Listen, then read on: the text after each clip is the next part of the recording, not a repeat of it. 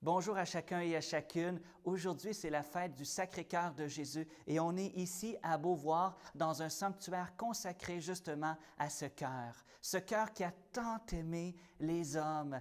Et aujourd'hui, ce que j'aimerais vous partager, c'est que Jésus a dit, « Je suis venu apporter un feu sur la terre et comme il me tarde qu'il soit déjà allumé. » Ce cœur était déjà allumé dans son cœur parce qu'on sait que dans le cœur de Jésus brûle un feu de charité et il veut te partager ce cœur. Il veut que ce feu qui habite son cœur brûle aussi dans ton cœur. Vous savez, le cœur, au sens biblique du terme, c'est le centre de l'homme, de l'être humain. C'est le lieu des sentiments profonds, des pensées secrètes du cœur. Donc, quand on parle du cœur de Jésus, c'est vraiment le lieu intime où tu connais qui est Jésus au plus profond de lui-même. Qu'est-ce qui habitait le cœur de Jésus? Justement, la charité, comme je viens de le dire. Et il veut te partager cette charité, cet amour. D'une part, ce cœur battait à deux mouvements. Hein? On sait un cœur, ça bat à deux mouvements, là. Et le premier mouvement, c'est aimer Dieu de tout son cœur, de toute son âme, de toutes ses forces et aimer son prochain comme soi-même. Ce que Jésus nous demande de vivre, il le vit d'abord.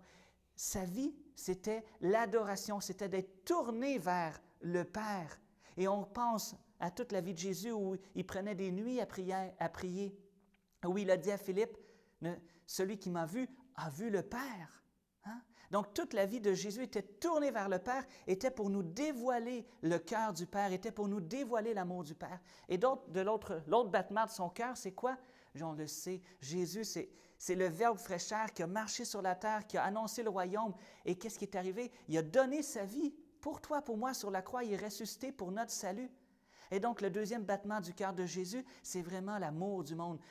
Il a donné sa vie pour toi. Et ce qu'il veut nous partager, c'est cette même passion, parce que Jésus était passionné pour le Père et pour nous. C'était un feu de charité qui brûlait en lui.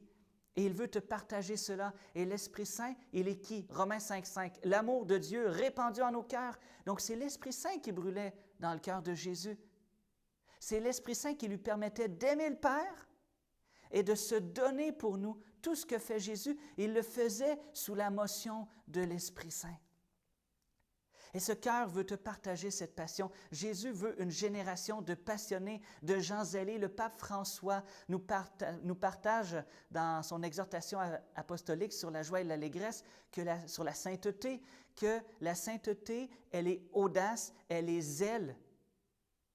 Le cœur de Jésus veut te partager ce zèle pour que tu puisses dire, comme le prophète Jérémie, « C'était un feu dans mon cœur que mes entrailles ne pouvaient contenir. » Le Seigneur a besoin d'une Église renouvelée par son cœur. Et comment faire pour pouvoir porter en nous la même passion qu'habitait Jésus?